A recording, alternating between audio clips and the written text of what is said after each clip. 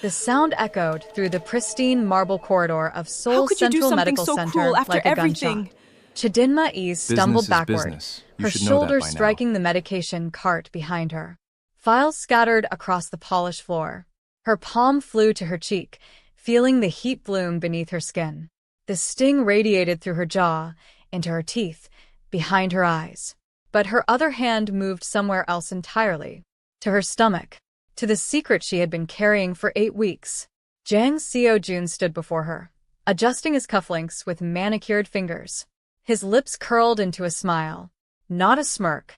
A genuine smile. The smile of a man who had never been told no. Who had never faced consequences.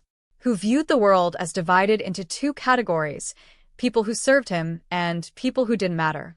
Perhaps now you'll remember to respond when your betters speak to you, he said, his voice carrying through the silent lobby. Foreign nurses. This is what happens when hospitals lower their standards.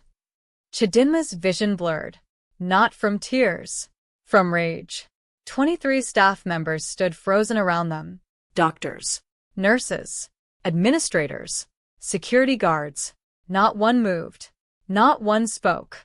They knew the name embroidered on the charitable wing of this very hospital. They knew the Jang Pharmaceutical logo on half the medication in their supply rooms.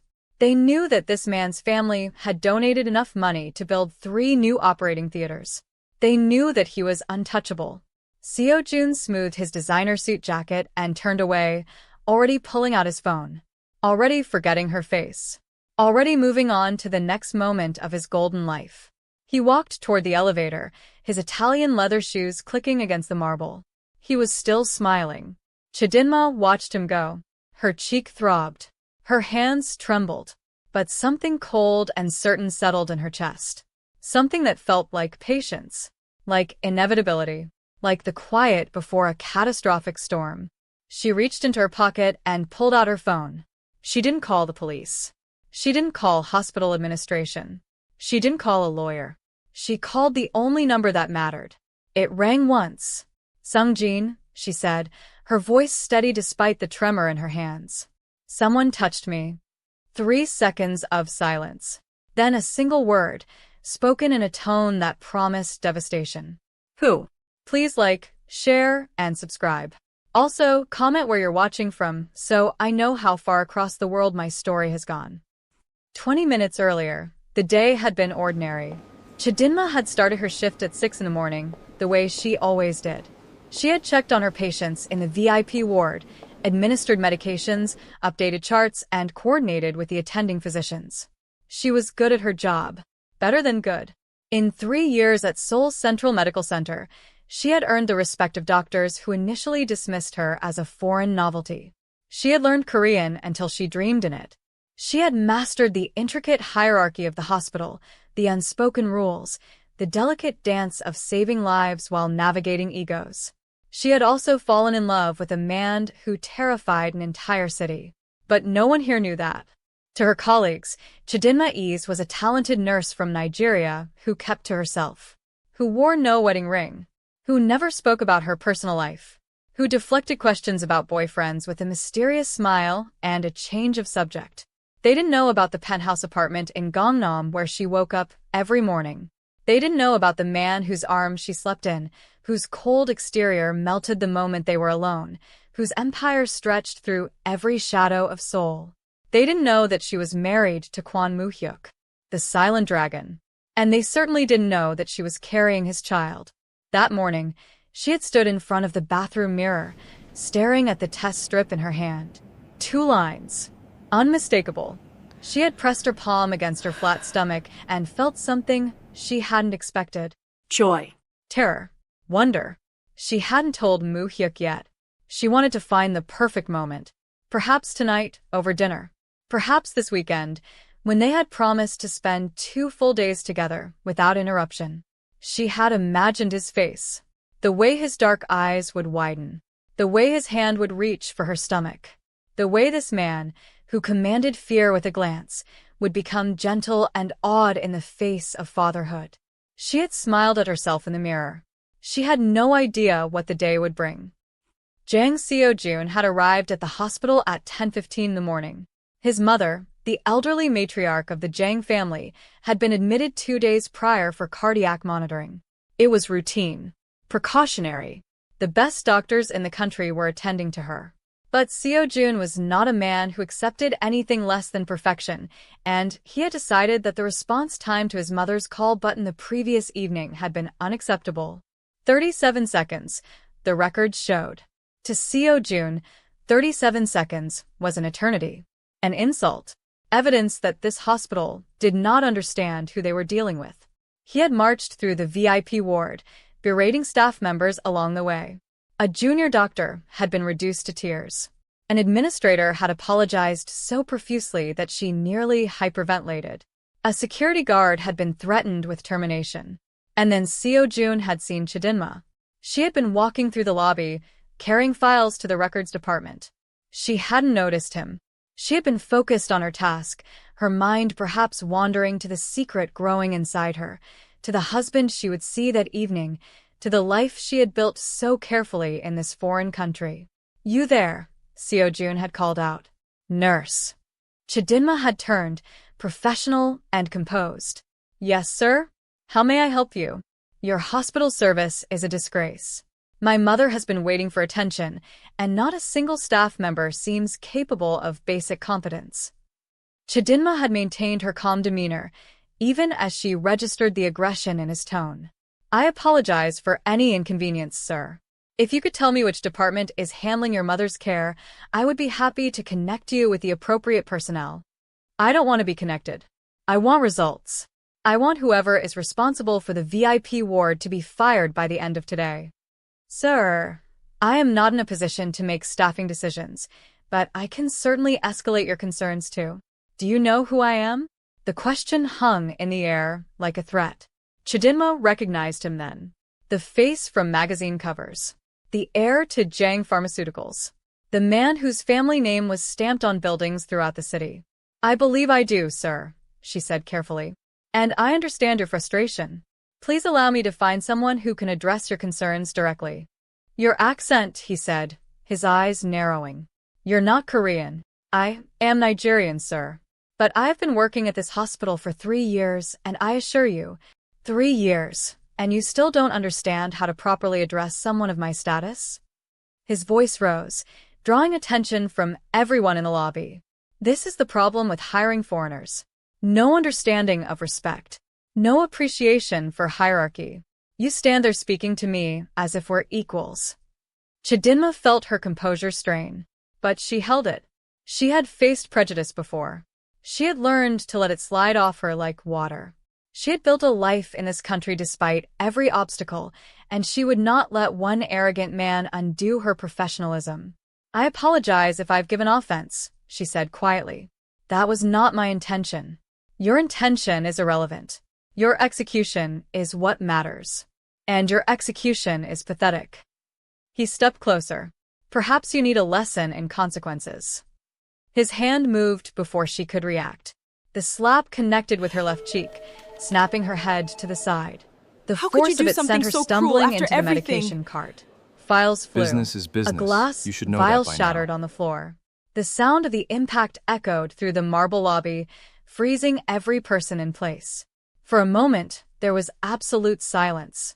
Then Seo-jun laughed. "Consider that your first and only warning," he said. "The next time you fail to show proper respect, I will ensure you never work in this country again." He turned and walked away, still smiling.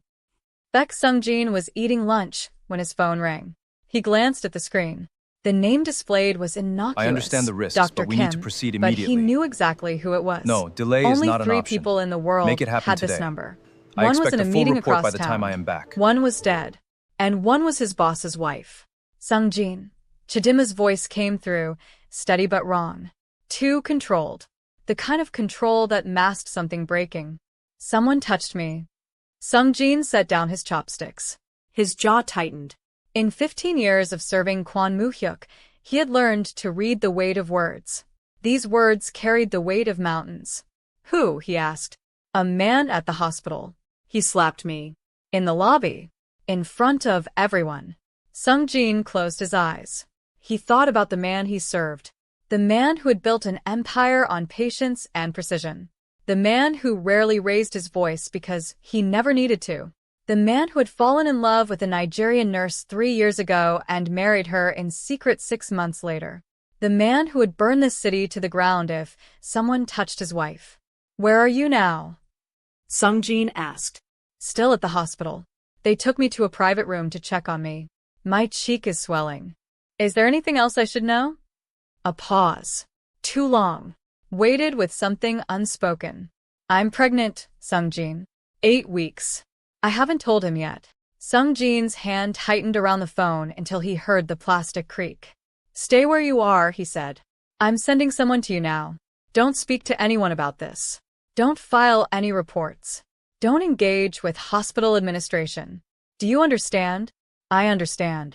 And Chidinma? Yes. You should be the one to tell him about the baby. But I cannot keep the other matter from him. Not for a single hour. You know this. I know, she whispered. I know who I married. Sungjin ended the call and sat in silence for exactly 4 seconds. He allowed himself that long to process the magnitude of what he was about to set in motion. Then he stood, straightened his jacket, and walked toward the black sedan waiting outside. The driver looked up as he approached. Cancel all afternoon appointments, Sungjin said. We're going to the main office. Sir? The chairman has the construction meeting at 2. Cancel it. The driver paled. In 15 years, he had never heard Sungjin cancel a meeting with that tone. Immediately, sir. Kwon Moo-hyuk was reviewing contracts when Sungjin entered his office.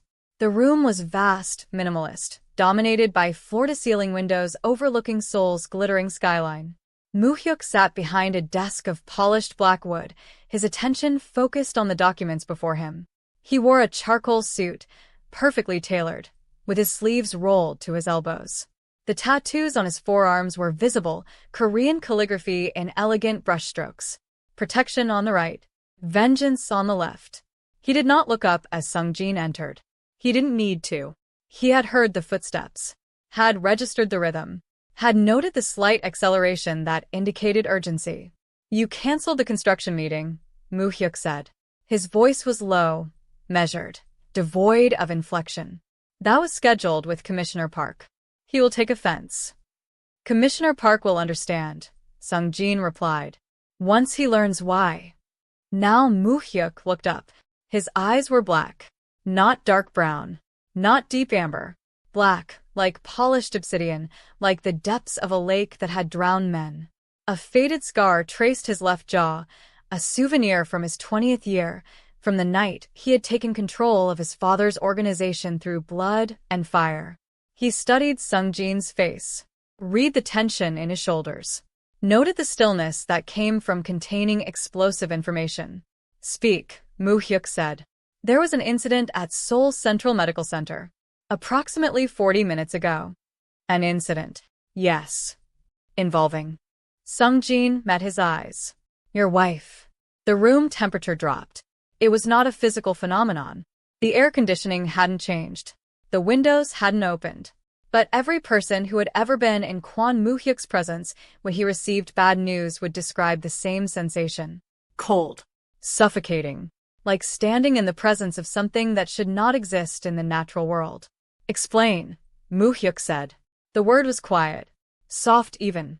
But beneath it lay something that made Sungjin, a man who had killed with his bare hands, want to take a step backward. A man at the hospital confronted her in the lobby. The heir to Jang Pharmaceuticals. Jang Seo-jun. He was dissatisfied with his mother's care. He blamed the nursing staff. He encountered Chidinma. Words were exchanged. Sungjin paused. He had delivered death sentences with less difficulty than this. He struck her. Across the face. In front of the entire lobby staff. Silence. Complete, absolute silence. Moo-hyuk did not move. Did not blink. Did not breathe. He struck her, he repeated, the words barely audible. Yes. My wife. Yes. In public. Yes. For 10 seconds, nothing happened. Moo-hyuk sat motionless, his hands flat on the desk, his gaze fixed on some point beyond Sungjin's shoulder. He could have been carved from stone. He could have been dead. Then he spoke again. Is she injured? Bruising to her left cheek. Some swelling. She is being examined now. Where is this man? Jang Seo-jun?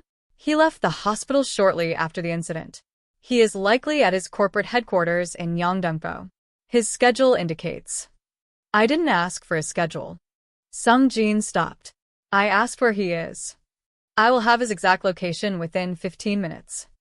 Moo-hyuk nodded once. He rose from his chair with the fluid grace of a predator, slow, controlled, concealing the lethal power coiled beneath the surface. At 6'3", he towered over most men. His shoulders were broad, his build powerful, his presence suffocating even when he stood completely still. He walked to the window and looked out over Seoul. His city. His kingdom. The empire he had built through 15 years of calculated violence and strategic brilliance. Tell me about him, he said. This Jang Seo-jun. 42 years old. Only son of Jang Dae-ho, founder of Jang Pharmaceuticals. He took over as CEO 8 years ago when his father retired. The company is valued at approximately $4 billion. They supply medications to 60% of Korean hospitals, including Seoul Central. His character. Arrogant. Volatile. Known for mistreating service staff. There have been settlements, harassment claims, assault allegations. All quietly resolved with money. He has connections to several assemblymen through political donations. He believes himself untouchable. Does he? The words were ice. He also. Sung-jin hesitated. Finish. He reportedly laughed after striking her, and smiled as he walked away. Moo-hyuk's hand pressed against the window glass. His silver rings caught the light, 3 on his right hand, 2 on his left. His knuckle tattoos were visible. Fear on the right, none on the left. He feared nothing. And in this moment, that truth had never been more dangerous. Has he ever heard my name? Moo-hyuk asked. It's possible. Your business identity is known in corporate circles. But your other identity is not something men like him typically encounter. His world is boardrooms and golf courses, politicians and celebrities. He has never had reason to interact with our organization. Then he doesn't know. No, sir. He doesn't know. Moo-hyuk turned from the window. His face was expressionless, smooth, cold, revealing nothing. But his eyes burned with something ancient and terrible. Something that promised not death, but destruction. Not an ending, but an unraveling. Good, he said softly. I want his entire life laid bare before me by tonight. Every business dealing, every secret, every skeleton. I want to know what he loves, what he fears, what he dreams about, and what keeps him awake at night. I want to know the names of everyone who protects him and the price of their loyalty. It will be done. And Sung-jin. Yes. Prepare the car. I'm going to see my wife. Chidinma sat on the edge of the examination table, an ice pack pressed to her cheek. The room was private, one of the VIP suites reserved for patients who could afford discretion. The attending physician had checked her vitals, confirmed the bruising was superficial, and discreetly asked if she wanted to file a report. She had declined. Nurse Park Min-ji sat beside her, holding her free hand. This is insane, Min-ji whispered. He can't just assault people and walk away. We need to call the police. We need to tell Director Han. We need to. Min-ji, Chidinma said gently. It's being handled. Handled? How is it being handled? That man is a billionaire. His family practically owns this hospital. No one is going to hold him accountable. No one ever does. Men like him. Min-ji. Something in Chidinma's tone. Then trust me now. I promise you, this will be handled. But I need you to stay quiet about what you saw. Don't talk to administration.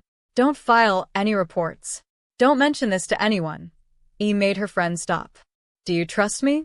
Chidinma asked. Of course I trust you. Min-ji stared at her, confusion and concern warring on her face. Chi, what's going on? What aren't you telling me? Before Chidinma could answer, the door opened. 2 men in dark suits entered first, scanning the room with professional efficiency. Then they stepped aside, flanking the doorway like soldiers awaiting their general. And then he walked in.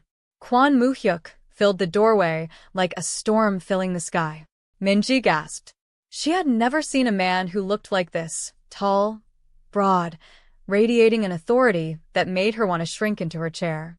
His black hair was pushed back from a face that belonged on ancient murals of warrior kings. A scar marked his left jaw. Silver rings gleamed on his fingers. And his eyes, God, his eyes, were black voids that seemed to absorb the light around them. He looked at Chidinma. Everything else ceased to exist. "Leave us," he said to Minji.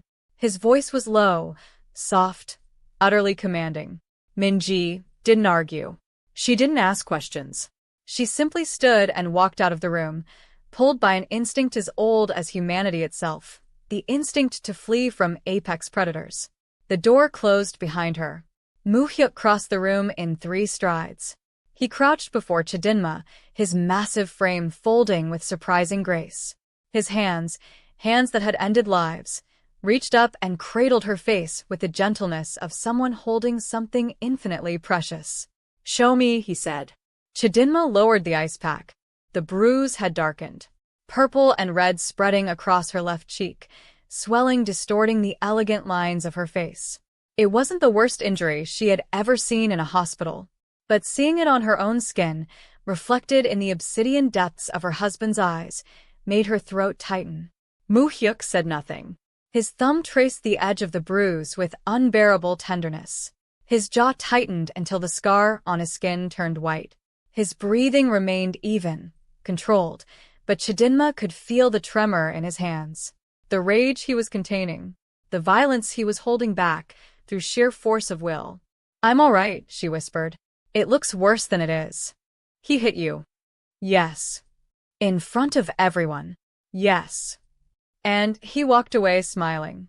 Chidinma closed her eyes. "Yes." Moo-hyuk's hands dropped from her face. He stood, turned away, walked to the window. For a long moment, he was silent, his back to her, his shoulders rigid beneath his tailored charcoal suit.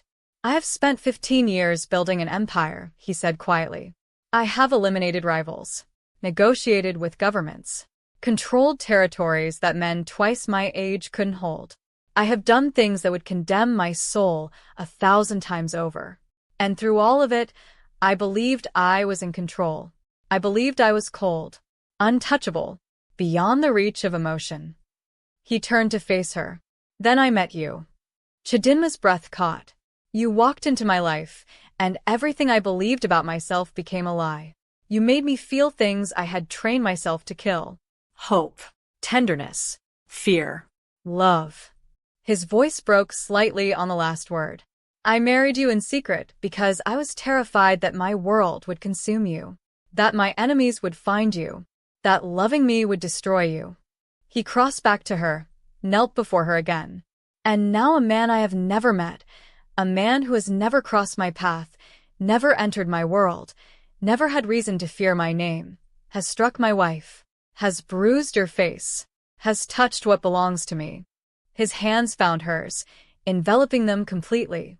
"Tell me what you want me to do," he said. "Tell me and I will do it. If you want me to walk away, I will walk away. If you want me to let the law handle this, I will let the law handle it. I will respect your wishes, whatever they are. But you need to tell me now because—" His voice dropped to a whisper. "Because if you don't, I am going to destroy him. Completely. Utterly. I am going to take everything he has ever loved and watch him beg for mercy that will never come. And I need to know if that's what you want." Chidinma looked into her husband's eyes. This man who terrified an entire city. This man who controlled an empire of shadows. This man who had married her in a secret ceremony 2 years ago, who held her every night like she was the most precious thing in existence, who loved her with an intensity that sometimes frightened her. She thought about Jang Seo-jun's smile as he walked away. She thought about the 23 people who had watched and done nothing. She thought about every time she had been dismissed, underestimated, made to feel small because of where she came from or the color of her skin. And then she thought about the secret growing inside her. The child she hadn't told him about yet. The future she wanted to protect. "I don't want you to kill him," she said finally. I don't want blood on your hands for me. That is not what I asked. I know. She squeezed his hands. I want him to understand consequences. I want him to feel what it's like to be powerless. I want him to know that money cannot protect him from everything. But I don't want you to become something darker because of what he did to me. Moo-hyuk nodded slowly. No death. No death. But everything else? Chidinma thought of that smile. That arrogant, dismissive, cruel smile. Everything else, she whispered. Burn it all. A ghost of something, not quite a smile, but close, crossed Moo-hyuk's face. It will be done. He leaned forward and pressed his lips to her forehead. The kiss was gentle, reverent, the only soft thing about him. There's something else, Chidinma said as he pulled back. Something I was going to tell you tonight. But after everything. What is it? She took his hand and pressed it against her stomach. I'm pregnant. The world stopped. Kwon Moo-hyuk's hand remained frozen against his wife's stomach. His obsidian eyes that had witnessed death without flinching, that had ordered executions without hesitation, that had stared down enemies and never blinked, widened with something no one in his organization had ever seen. Vulnerability. Pregnant, he repeated. The word came out fractured, uncertain, like he was speaking a foreign language for the first time. 8 weeks, Chidinma whispered. I found out this morning. I was going to tell you tonight over dinner. I wanted it to be special. I wanted to see your face when... She didn't finish. Moo-hyuk pulled her into his arms with a desperation that stole her breath. He buried his face in her neck, his massive frame trembling against her. For a long moment, neither of them spoke. Neither of them moved. They simply held each other while the weight of everything, the assault, the pregnancy, the revelation, settled around them like falling snow. A child, he said against her skin. Our child. Yes. You were carrying our child when he... His arms tightened around her. She felt the tension coil through his muscles, felt the rage reigniting beneath the surface. But she also felt something else. Something protective. Something fierce and ancient and absolute. He didn't know, she said. No one knows. I haven't told anyone. He didn't know. Moo-hyuk pulled back to look at her. His jaw was clenched, so tight, she could see the muscles jumping beneath his skin. He struck a pregnant woman. My pregnant wife. And he smiled. Moo-hyuk. No death, he said, repeating her condition. You said no death. I will honor that. But understand something, Chidinma.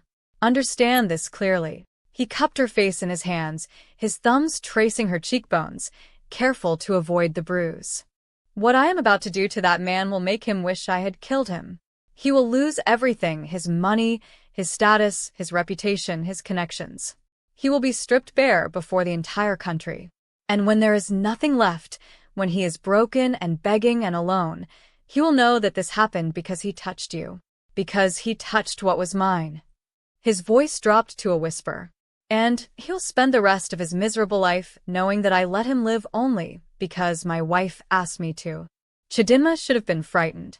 Any sane person would have been frightened by the promise in those words, by the cold certainty in those black eyes.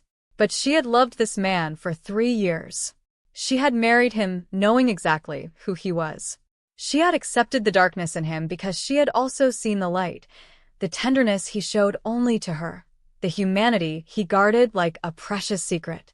I know who I married, she said softly, echoing her earlier words to Sungjin. Do what you need to do.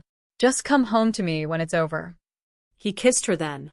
Not gently this time, but deeply, desperately, like a man drinking water after wandering through a desert. When he finally pulled away, his forehead rested against hers. Always, he promised. I will always come home to you. Jang Seo-jun was having an excellent afternoon. After leaving the hospital, he had returned to Jang Pharmaceuticals headquarters for a series of meetings. He had approved a new marketing campaign. He had reviewed quarterly earnings. He had taken a call from an assemblyman thanking him for his generous political donation. The incident at the hospital had already faded from his memory.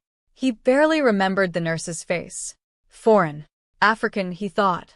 Pretty enough, he supposed, but utterly insignificant. A service worker who had forgotten her place. A lesson delivered. A minor inconvenience resolved. He certainly didn't notice the black sedan that had been following his car since he left the hospital. He didn't notice the men in dark suits who had begun photographing everyone who entered and exited his building. He didn't notice that his personal assistant's phone had been cloned, his emails were being intercepted, and his schedule for the next month had already been delivered to a penthouse office in Gangnam. Jang Seo-jun noticed nothing at all, until the first domino fell. It started with a phone call. Seo-jun was preparing for dinner, a reservation at one of Seoul's most exclusive restaurants, where he would be meeting with potential investors from Japan, when his personal assistant burst into his office. "Sir," Director Hwang said, his face pale. "We have a problem." "I don't have time for problems. I have dinner in an hour." "Sir, the Kim Foundation just withdrew from our partnership." Seo-jun paused, his hand frozen on his tie. "What? The Kim Foundation? The Cancer Research Initiative? They've withdrawn. Effective immediately." "That's impossible. We signed contracts. We made public announcements. Chairman Kim assured me personally.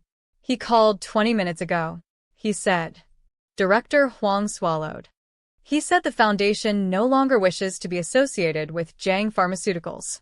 He offered no explanation. He said the decision was final." Seo-jun's jaw tightened. The Kim Foundation partnership was worth $40 million. More importantly, it was worth prestige, legitimacy, the appearance of corporate responsibility that softened his family's ruthless reputation. "Get him back on the phone," Seo-jun ordered. "I want to know what's going on." "I tried, sir. He's not taking calls." "Then go to his office. Go to his home. Find him, and—" His phone rang. Seo-jun glanced at the screen. His dinner contact from Japan. "Mr. Tanaka," he answered smoothly, switching to Japanese. "I was just about to leave for the restaurant. I'm looking forward to Mr. Jang." The voice on the other end was cold. Formal. "I regret to inform you that we will not be attending dinner this evening. Furthermore, Tanaka Industries will not be pursuing any investment opportunities with Jang Pharmaceuticals at this time." "I'm sorry. Our due diligence has uncovered concerns. Concerns that make a partnership inadvisable." "What concerns? What are you talking about?" "Good evening, Mr. Jang." The line went dead. Seo-jun stared at his phone. 2 major partnerships collapsed within 30 minutes. A coincidence? An attack by a competitor? Had someone leaked damaging information? His phone rang again. Then again. Then again. For the next 2 hours, Jang Seo-jun received call after call. Partners withdrawing. Investors pulling out. Board members expressing concern. His stock price began dropping, slowly at first, then faster as rumors spread through financial networks. By midnight, Jang Pharmaceuticals had lost $300 million in value. And Seo-jun still had no idea why. Across the city, Kwon Moo-hyuk sat in his penthouse study, reviewing reports. Chidinma was asleep in their bedroom, exhausted from the day's events.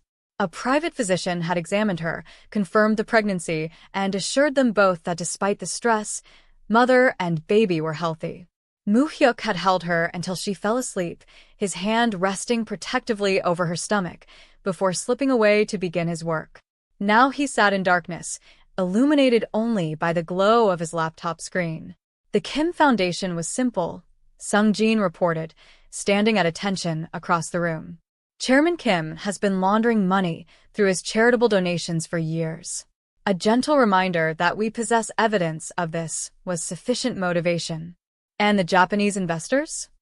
Tanaka Industries has significant shipping interests in Busan. They rely on port access that we control through intermediaries. They were given to understand that this access might become complicated. Moo-hyuk nodded. The stock manipulation? Strategic short selling through shell corporations.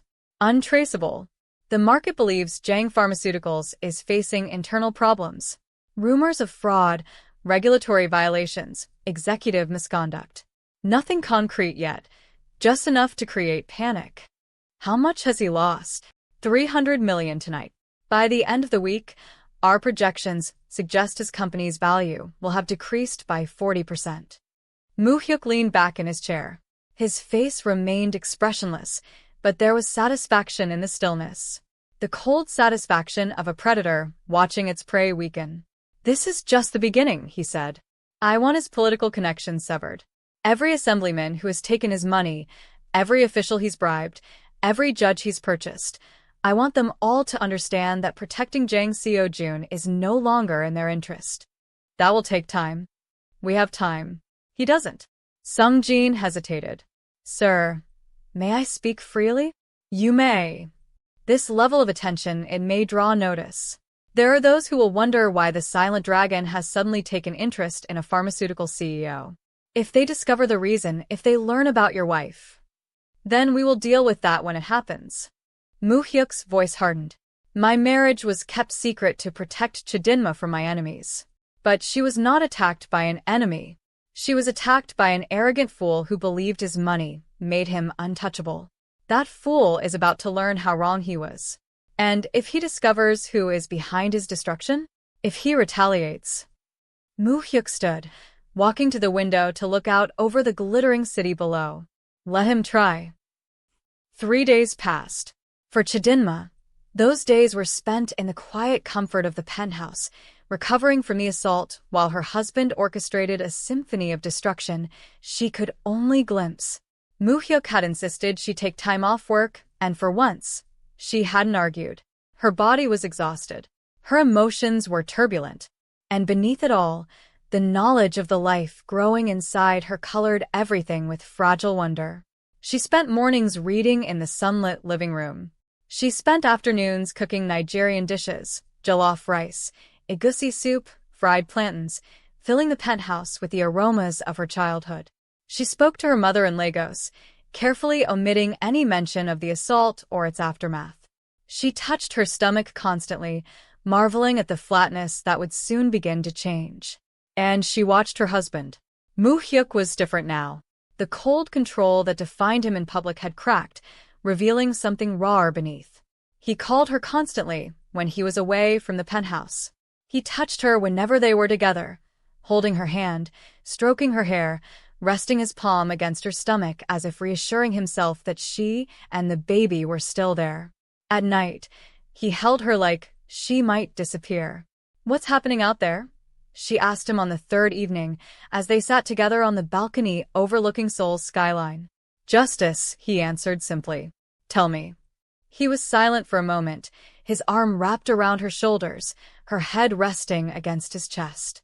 She could feel the steady rhythm of his heartbeat beneath her ear. His company is hemorrhaging money. His partners are abandoning him. His political allies have stopped returning his calls. 3 regulatory agencies have announced investigations into his business practices. A pause. He is beginning to understand that something is wrong. But he doesn't know what. He doesn't know who. Will he find out? Eventually. That's the point. Chidinma lifted her head to look at him. The point. Fear is most effective when the source is known.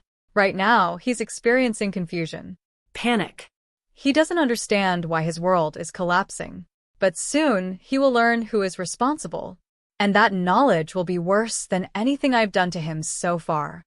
Because then he'll understand he can't fight back. Yes. Moo-hyuk's hand found her stomach, resting there with impossible gentleness.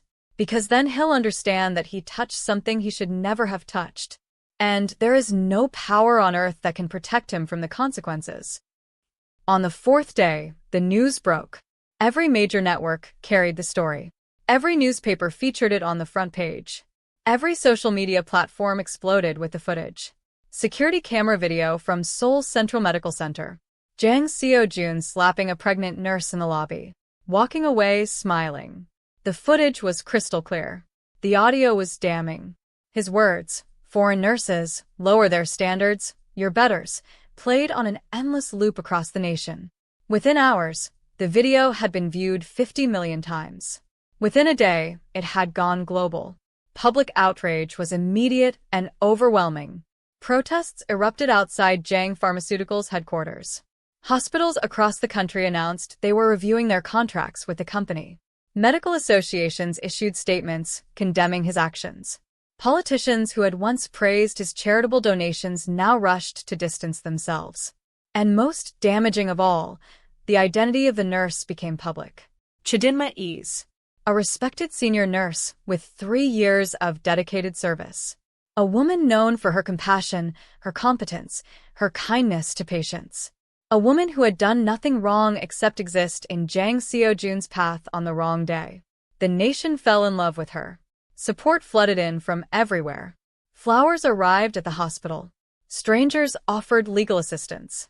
Nigerian communities in Seoul organized rallies in her honor. International media picked up the story, framing it as a tale of racism, elitism, and unchecked privilege. Jang Seo-jun was now the most hated man in Korea. How did the footage leak? Seo-jun screamed, hurling a crystal glass against his office wall. Those security systems are supposed to be locked down. Who had access? Who did this? Director Hwang cowered near the door. Sir, we're investigating, but I don't want investigations. I want answers. Someone is doing this to me. Someone is orchestrating all of this. He paced his office like a caged animal, his designer suit wrinkled, his carefully styled hair disheveled. 3 days without proper sleep had carved dark hollows beneath his eyes. The stress was written across his face in lines that hadn't existed a week ago. First the partnership's collapse. Then the stock price. Then the regulatory investigations. And now this. He gestured wildly at the television screen, where his face was being displayed alongside the word, disgraced, in bold red letters. This isn't coincidence. This is an attack. Someone is coming after me. Sir, perhaps if you issued a public apology. Apologize. Seo-jun whirled on him. Apologize to whom? To some foreigners? Do you have any idea how that would make me look? Sir, with respect, the current situation is already. Get out. Sir. Get out. Director Hwang fled. Seo-jun stood alone in his office, surrounded by the trappings of his wealth and power. The artwork worth millions. The furniture imported from Italy. The view of Seoul that had once made him feel like a king surveying his kingdom. Now it all felt hollow. Fragile. Like a castle built on sand. His phone rang. An unknown number. He answered without thinking. What? Jang Seo-jun. The voice was low, calm, utterly devoid of emotion. We need to speak. Who is this? Someone who has answers to your questions. Someone who knows why your world is falling apart. Someone who can explain everything, if you're willing to listen. Seo-jun's hand tightened around the phone. Who are you? Come to the Riverside Hotel in Gangnam. Suite 4701. Tonight at midnight. Come alone. Why would I do that? Because if you don't, tomorrow will be worse than today. And the day after will be worse than tomorrow. And this will continue until there is nothing left of you, or your company, or your family name. The line went dead. Seo-jun stared at the phone. His instinct screamed at him not to go. To call security. To call the police. To barricade himself in his penthouse and wait for this nightmare to end. But he had to know. He had to understand who was doing this to him, and why. At 11:47 p.m., Jang Seo-jun entered the Riverside Hotel alone. The suite was dark. Seo-jun stood in the doorway, letting his eyes adjust. Heavy curtains blocked the city lights. The only illumination came from a single lamp in the far corner, casting long shadows across the luxurious space. A figure sat in an armchair, facing away from the door. Close the door, the voice said. The same low, emotionless tone from the phone call. And sit. Seo-jun obeyed, his heart pounding despite his efforts to appear calm. He crossed to the couch opposite the armchair and lowered himself onto the leather cushions. For a long moment, neither man spoke. Then the figure in the armchair stood and turned around. Seo-jun's first thought was that he had never seen a man who looked like this. Tall, over 6 feet, with broad shoulders and a powerful build that suggested violence held in careful check. Black hair pushed back from a face that belonged on ancient warriors. A scar tracing his left jaw. Silver rings gleaming on his fingers. And eyes. Black eyes. Eyes like holes in the universe, like doorways to something cold and endless and utterly merciless. Do you know who I am? The man asked. Seo-jun shook his head. My name is Kwon Moo-hyuk. The name hit Seo-jun like a physical blow. He had heard it before. Everyone in Korean business had heard it, though few spoke it aloud. Rumors and whispers. Stories of a shadow empire that controlled half the underground economy. Tales of a man called the Silent Dragon who had never lost a war, never failed to collect a debt, never let an enemy escape his reach. I see you recognize the name, Moo-hyuk said. Good. That will save time. What? Seo-jun's voice cracked. He swallowed and tried again. What do you want from me? I want you to understand why this is happening to you. Moo-hyuk walked slowly across the room, his movements fluid and predatory. He stopped at the window, pulling back the curtain to look out over the city. 4 days ago, you walked into Seoul's Central Medical Center. You were angry about your mother's care. You wanted someone to blame. You found a nurse in the lobby, a foreign woman, a nobody in your eyes. Someone beneath your notice, beneath your concern, beneath your basic human respect. He turned to face Seo-jun. You struck her across the face. You smiled. You walked away. Seo-jun's blood ran cold. This is about the nurse? Her name is Chidinma, Moo-hyuk said. Chidinma Ease. She has worked at that hospital for 3 years. She is one of the most respected nurses on her floor. She speaks 4 languages. She left her family in Nigeria to build a life here. She is kind and intelligent and strong. He paused. And she is my wife. The words hung in the air like a death sentence. Seo-jun's mind reeled. The nurse. The foreign nurse he had slapped and dismissed and forgotten. She was married to. That's impossible, he whispered. She's a nurse. She works in a hospital. There's no way she could be. We married in secret, Moo-hyuk interrupted, to protect her from my enemies, to give her a normal life outside my world. She works because she loves her job. She heals people. She saves lives. She asked for no special treatment, no protection, no acknowledgement of who she was married to. He stepped closer, and Seo-jun shrank back against the couch. And you touched her. I didn't know. You didn't know. Moo-hyuk's voice remained calm, but something terrible lurked beneath the surface. You didn't know who she was. You didn't know whose ring she wears on a chain around her neck. You didn't know that you were laying hands on the only person in this world I have ever loved. He leaned down, bringing his face close to Seo-jun's. But here is what you should have known, Jang Seo-jun. You should have known that striking any woman is wrong. You should have known that your money does not give you the right to assault service workers. You should have known that actions have consequences. His hand shot out, grabbing Seo-jun's jaw in an iron grip. And you should have known that there is always someone more powerful than you. Seo-jun trembled in his grasp. Real fear, primal, overwhelming fear, flooded through him. This was not like the business world, where problems could be solved with lawyers and money. This was something older. Something more dangerous. What are you going to do to me? He whispered. Moo-hyuk released him and stepped back. My wife asked me not to kill you. I gave her my word.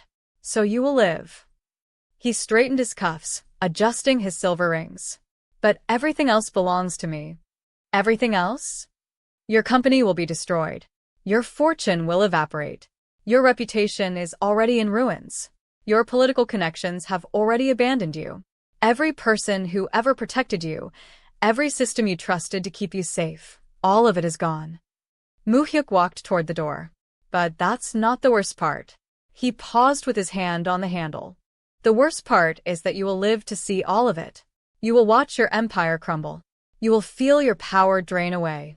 You will experience what it means to be helpless, to be vulnerable, to be at someone else's mercy. He opened the door.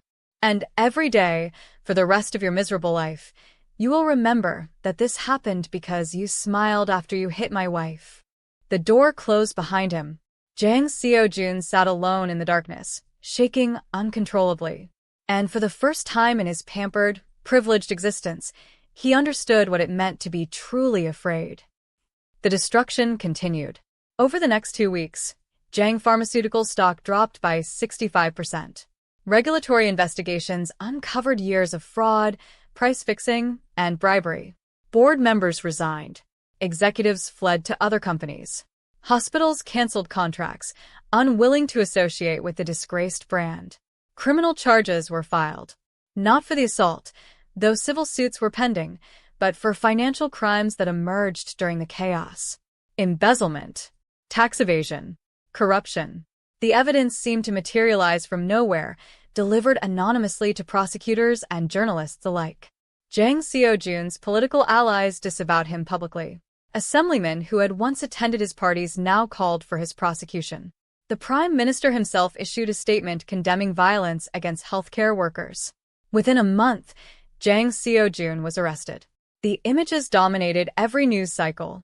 The once powerful billionaire in handcuffs, his designer suit wrinkled, his face hollow and haunted. No smile now. No arrogance.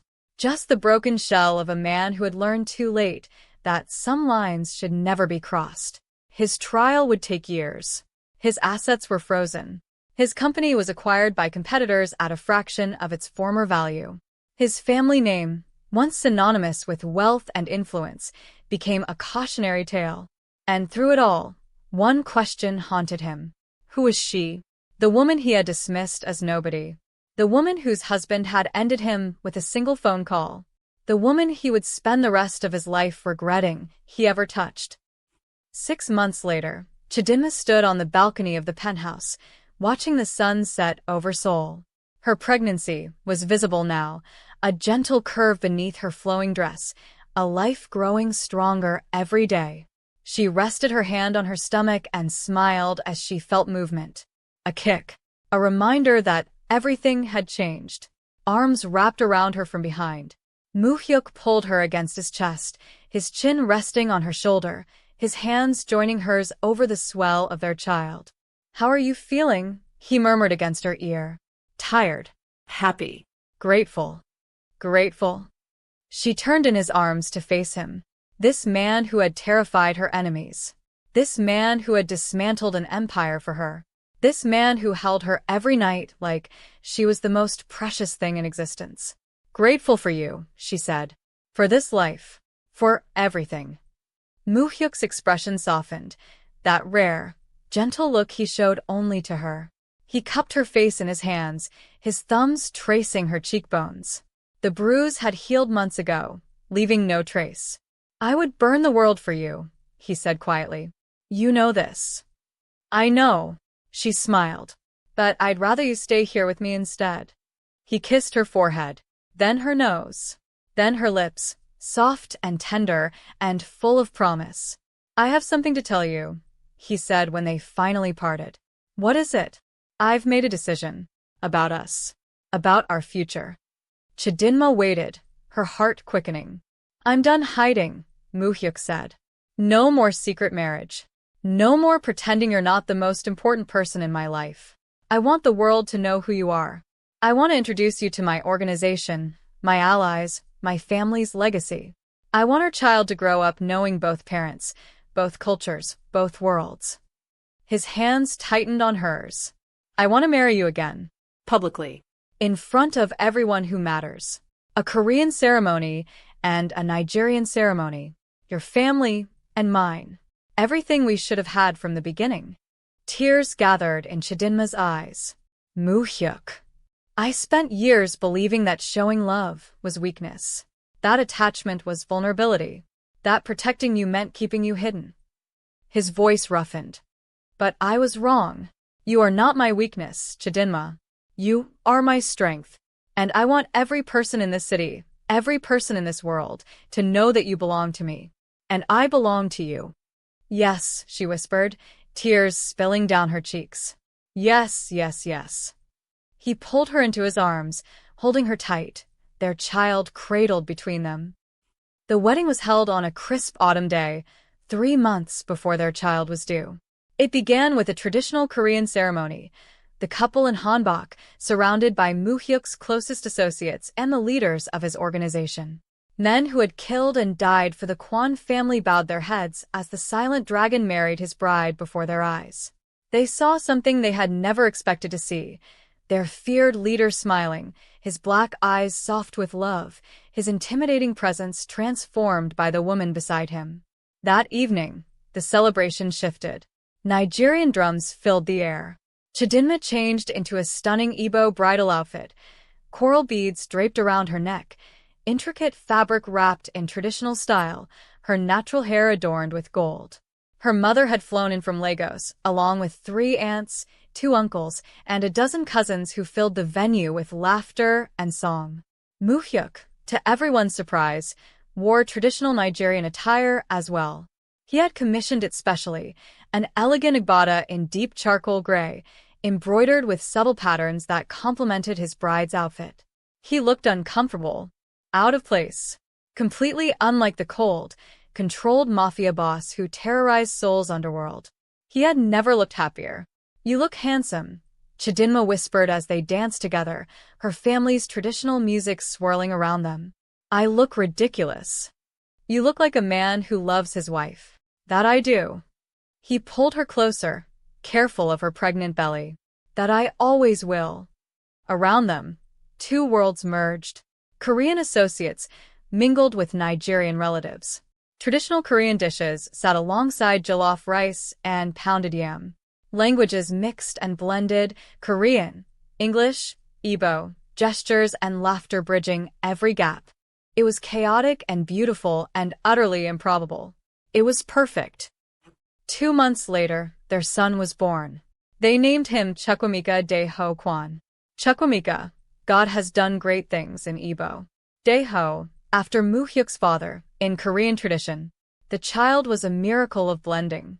His skin was a warm brown, lighter than his mother's, but darker than his father's. His hair was black and already showing hints of curl. And his eyes were his father's. Dark and deep and watchful, taking in the world with quiet intensity. The silent dragon held his son for the first time and wept. Not dramatically, not loudly, just silent tears tracking down his scarred face as he cradled this tiny perfect being that he and Chidinma had created together.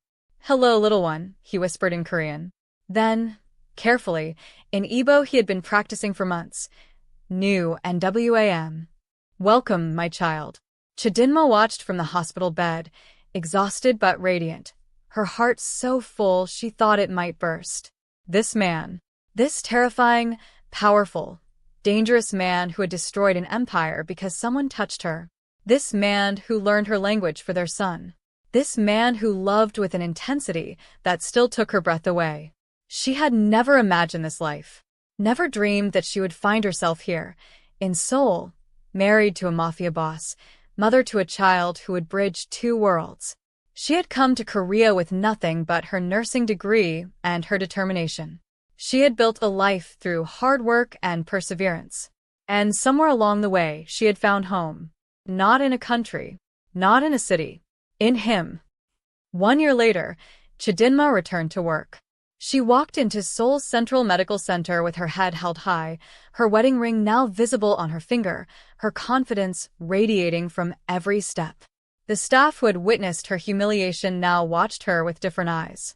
Some with admiration, some with awe, some with healthy fear, because everyone knew now who her husband was. But Chidinma was still Chidinma. She still treated her patients with compassion. She still worked long hours without complaint. She still mentored younger nurses and advocated for better care. Her identity hadn't changed. It had simply been revealed in full. And somewhere in a minimum security prison, serving a 12-year sentence for financial crimes, Jang Seo-jun saw her face on a news report. A feature story about healthcare heroes.